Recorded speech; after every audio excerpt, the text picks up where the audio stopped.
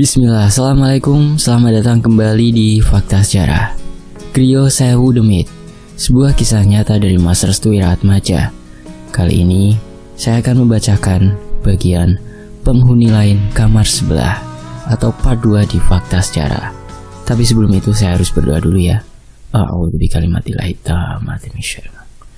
Bismillahirrahmanirrahim. Ma'asmi syafil ardi wal sama wa huwas samiul alim. Allahumma sholli ala sayyidina Muhammad sallallahu alaihi wasallam. Ini dia selengkapnya.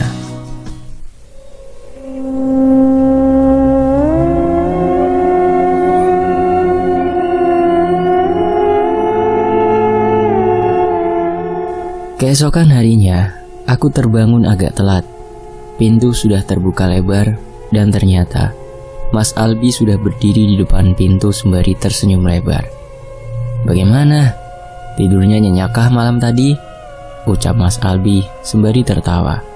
Aku yakin Mas Albi sudah tahu terkait sosok-sosok yang menghuni di rumah ini. Karena dengan bahasanya yang seperti itu, kemungkinan besar Mas Albi memang sudah memperkirakan itu semua akan terjadi. Aku pun membereskan tempat tidurku. Lalu Mas Albi yang sudah berdiri di hadapan pintu kemudian masuk ke dalam kamar karena melihat wajahku yang sedikit murung. "Ada apa, Mas? Kok wajahnya murung gitu?" "Aduh, semalam aku nggak bisa tidur, Mas." "Hah? Memangnya kenapa, Mas?" "Aku diganggu terus sama penghuni di rumah ini. Makanya aku bangunnya telat pagi ini." "Wajar, Mas. Sampean kan penghuni baru. Terus juga sampean bisa melihat mereka. Makanya energi kamu akan bersentuhan dengan mereka." "Maksudnya, Mas?" tanyaku. "Ya udah, Mas mandi dulu, terus nanti kita ngobrol berdua di depan." Aku pun mengikuti perintah dari Mas Albi untuk mandi terlebih dahulu. Selesai mandi, aku pun langsung menuju ke Mas Albi yang ternyata sudah menungguku di depan rumah. Gimana, Mas?" tanya Mas Albi. "Mas, emang rumah ini dulunya apa ya?" "Hah? Kenapa, Mas Panji?" "Aku rasa rumah ini banyak penghuninya." Tiba-tiba ada seseorang yang mendatangi kami berdua sembari membawa gelas berisi kopi yang sudah diminumnya hingga menyisakan setengah gelas. "Nah, itu Mas Jody. Dia juga sama seperti kamu," kata Mas Albi. Mas Jody pun langsung terduduk di dekatku. Aku sebelumnya baru pertama kali melihat Mas Jody. Namun, aku sendiri merasakan jika kami berdua memiliki energi yang sama. "Kenalin, Mas Panji. Nama saya Jody." "Oh iya, Mas, saya Panji." Mas Albi pun langsung membuka obrolan kembali terkait pertanyaanku tentang rumah ini. Mas Jody juga pernah diganggu sama sosok yang sama. Tapi, karena mungkin sosok itu takut sama Mas Jody, alhasil sosok itu nggak pernah muncul lagi di dekat Mas Jody, kata Mas Albi. "Emang bener, Mas?" tanyaku. "Udah, Mas. Mas Albi bohong itu. Terlalu berlebih-lebih kan?" jawab Mas Jody. Mas Jody pun menatap mataku secara tajam. Sepertinya dia mengetahui sedikit atau banyaknya sesuatu yang memang ada di dekatku. "Pocong semalam ganggu ya, Mas?" tanya Mas Jody. "Iya, Mas. Kok tahu?" Sosok itu emang suka gangguin orang yang baru pertama kali menginap di rumah ini. "Tapi nggak usah takut, nggak akan gigit kamu kok," canda Mas Jody sembari tertawa. Itu adalah pertama kalinya aku menemukan teman-teman kantor yang kebetulan sangat ramah dengan kehadiranku di tempat ini. Obrolan kami terus berlanjut hingga lupa waktu. Aku pun merasa sudah saatnya untuk masuk ke dalam kamar. Aku sendiri tidak terlalu banyak untuk berkomunikasi lebih jauh dengan orang-orang di sana. Sehingga setelah sholat duhur tiba, aku gunakan waktu itu untuk menggarap kerjaan yang memang sudah diberikan oleh kantor. Singkat cerita, di sore harinya aku pun ditemui oleh Pak Hartawan. Beliau sengaja mendatangiku untuk menanyakan terkait pekerjaan dan hal lain terkait proyek yang akan aku garap. Setelah pertemuan itu berlangsung, aku pun langsung menuju ke kamar mandi karena memang sudah ingin memasuki waktu maghrib. Sebenarnya masih ada sedikit trauma ketika aku memasuki kamar mandi. Hal yang aku takutkan adalah ketika aku mendapati sosok yang kemarin sempat menggangguku. Namun sebisa mungkin diriku untuk menghilangkan pandangan negatifku terkait apa yang memang sudah berada di tempat tersebut. Untungnya, selama aku mandi, tidak ada gangguan-gangguan aneh sama sekali, yang seperti kemarin malam. Namun aku yakin, kedatangan Mas Albi dan juga Mas Jody ada kaitannya dengan penunggu dari kamar mandi ini. Bisa saja, mereka semua sudah diusir atau memang diberikan pembatas untuk tidak mengganggu kenyamananku, yang memang penghuni baru di rumah ini.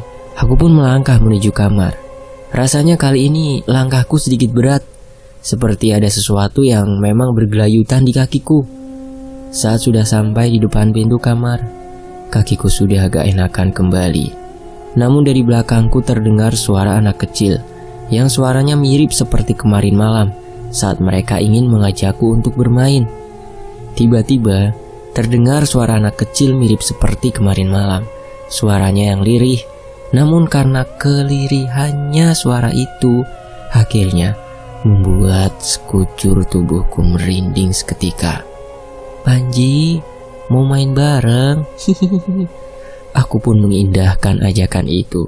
Namun tiba-tiba aku mendengar suara benda terjatuh dari kamar sebelahku. Suaranya sangat keras, seperti batu, dan berbunyi dengan kencang. Puh. Aku penasaran dengan suara itu. Tadinya aku ingin masuk ke dalam kamar dan mengindahkan suara anak kecil itu. Namun begitu mendengar suara seperti layaknya benda terjatuh itu muncul, aku ingin memastikan hal tersebut. "Halo, ada orang di dalam?" Namun tidak ada jawaban sama sekali dari dalam kamar tersebut. Perlahan aku pun membuka pintu tersebut. Saat dimana aku membuka sedikit pintu kamar tersebut, tiba-tiba ada sosok laki-laki sedang mengambil kepala yang terjatuh di lantai, lalu memasangkannya lagi. Aku yang melihat penampakan mengerikan itu langsung berlari dan memasuki kamar sambil menahan rasa takut yang benar-benar sudah memuncak menjadi satu. Saat dimana aku sudah memasuki kamar, aku pun kembali mengendap-endap lewat celah pintu yang memang sedikit terbuka. Lalu dari kamar sebelahku keluar sosok pria dengan menggunakan kain serba hitam. Lalu di tangan kanannya sudah memegang kepala yang semula dipasangkan di tubuhnya, lalu dilepaskan kembali. Sosok pria itu sepertinya sedang mencariku, yang memang sedang mengintip saat dirinya sedang memasangkan kepalanya ke tubuhnya. Aku pun langsung buru-buru untuk menelpon Mas Albi. Entah kenapa, hawa keberadaan sosok kepala buntung itu seperti masih melekat di sekitaran kamarku. Namun sialnya, nomor Mas Albi tidak aktif. Aku merasa seperti terkurung di dalam rumah yang memang sudah dipenuhi para demit yang sudah berpuluh-puluh tahun menempati rumah ini. Ya Allah, tolong bantu aku. Bersamaan dengan itu, azan maghrib pun berkumandang. Aku merasa nyaman ketika lantunan azan itu berbunyi. Kusandarkan tubuhku di tembok. Perlahan, air mataku menetes secara perlahan karena rasa ketakutanku yang sangat besar melebihi rasa kepercayaanku kepada Tuhan. Astagfirullah. Allahu Akbar. Aku pun kembali bangkit setelah azan maghrib selesai berkumandang. Namun perasaan merinding ini masih saja terus-menerus menghantuiku. Tiba-tiba pintu diketuk dengan kencang. Aku belum tahu apakah yang mengetuk pintuku ini adalah benar-benar seseorang atau memang sosok kepala buntung yang mengetuki pintuku menggunakan kepalanya yang sedari tadi dipegang menggunakan tangan kanan. Tidak lama kemudian, ada sesuatu yang terjatuh dari luaran dan mengeluarkan bunyi yang amat keras. Aku pun mundur beberapa langkah, sembari tanganku meraba-raba tembok karena kepalaku sudah mulai pusing. Dari hidungku keluar cairan yang pekat. Pandangan mataku mulai sedikit kabur. Astagfirullah, Allahu Akbar. Aku pun menyentuh cairan yang keluar dari hidungku. Namun saat kulihat, warna samar-samar berwarna merah pekat. Darah. Lalu pintu kamar kembali diketuk-ketuk. Namun suara ketukan kali ini agak besar dan membuat tubuhku lemas karenanya. Mungkin ada energi besar yang memaksa untuk masuk ke dalam kamar, hingga membuat tubuhku langsung drop seketika. Aku pun langsung memegangi kepalaku, lalu keresahan dalam hatiku pun memuncak karenanya. Pak, aku mau pulang. Aku takut tinggal di sini. Aku mau pulang.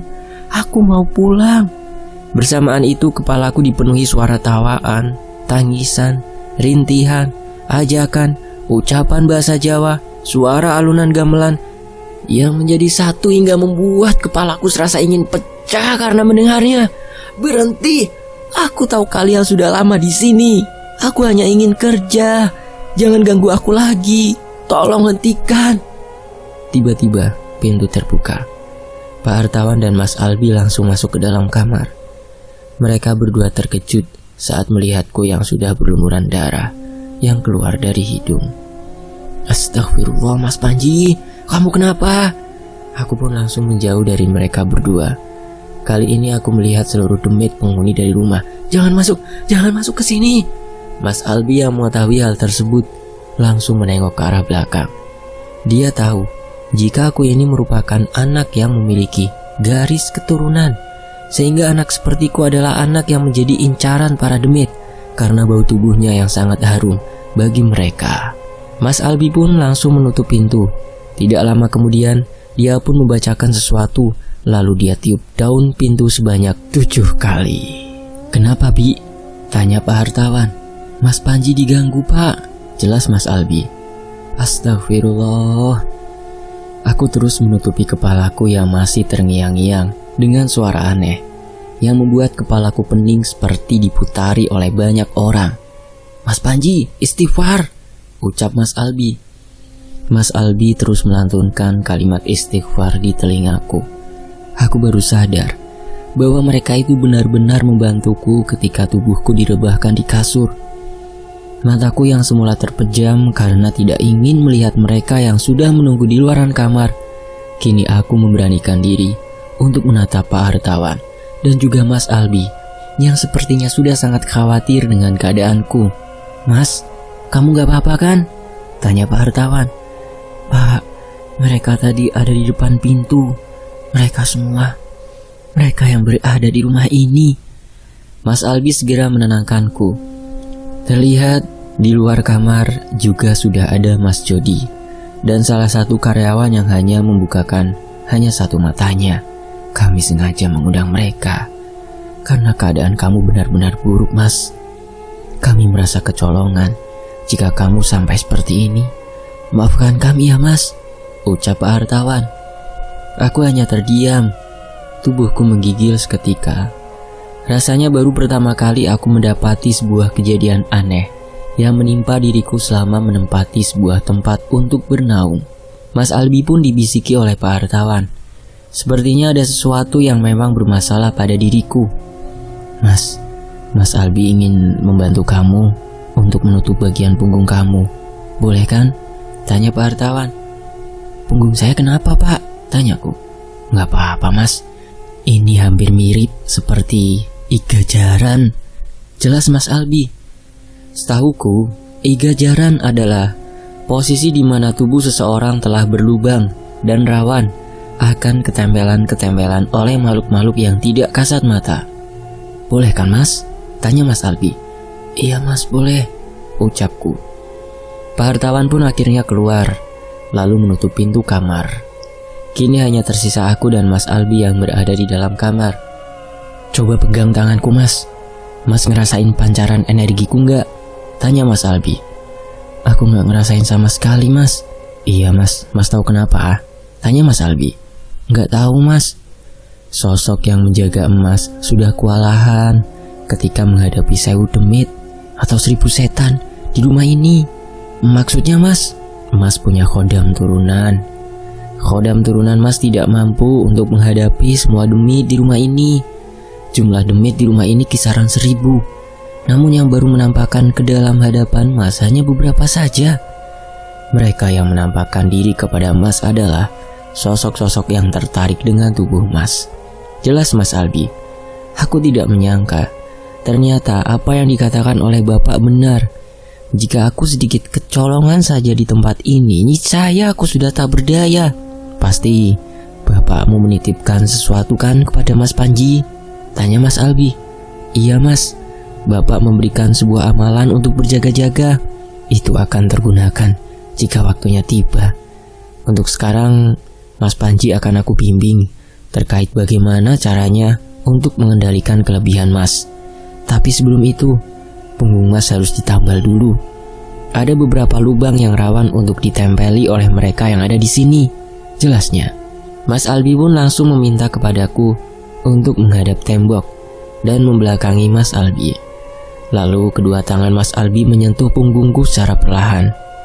Kalau terasa panas, bilang aja ya Mas. Aneh tapi nyata. Punggungku serasa panas, seperti ada setrikaan yang berjalan perlahan di tubuhku.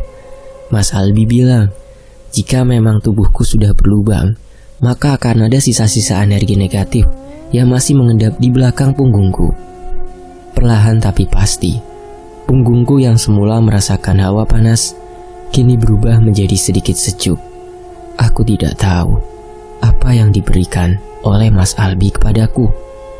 Namun Mas Albi sendiri tampaknya sudah tahu terkait siapa penjagaku yang menjaga tubuhku ini. Oke Mas, sudah selesai. Tapi ini belum selesai. Mas harus perlu untuk berhati-hati lagi. Jelas Mas Albi. Memangnya kenapa Mas? Selain Mas juga disukai oleh mereka yang tidak terlihat, Mas juga diincar oleh para dukun yang ada di sini. Tujuan mereka mengincar saya kenapa Mas? Mas memiliki sebuah kelebihan yang dapat menghancurkan mereka secara perlahan. Karena itulah, para dukun biasanya akan memberikan ujian kepada Mas lewat orang-orang yang ditempeli makhluk tak kasat mata. Jelas Mas Albi. Ternyata Mas Albi sudah memperkirakan hal itu semenjak kedatanganku ke tempat ini. Namun menurut Mas Albi, suatu hari nanti aku akan didatangi oleh seseorang yang ditempeli oleh sosok makhluk gaib. Dan ternyata itu adalah ujian terbaruku ketika menginap di rumah ini. Lalu, apakah yang dimaksud oleh Mas Albi? Sosok apakah yang nantinya bakal menjadi penghalang baru Panji? Lalu, mengapa orang itu ditempeli oleh sosok tak kasat mata oleh seorang dukun? Apakah ingin membuat Panji tidak betah untuk tinggal di kota P? Atau memang karena ada maksud lainnya? Serangan santet kodam akan dirasakan oleh Mas Panji. Nantikan hanya di Fakta Sejarah di bagian berikutnya. Saya pamit. Wassalamualaikum warahmatullahi wabarakatuh. Alhamdulillah.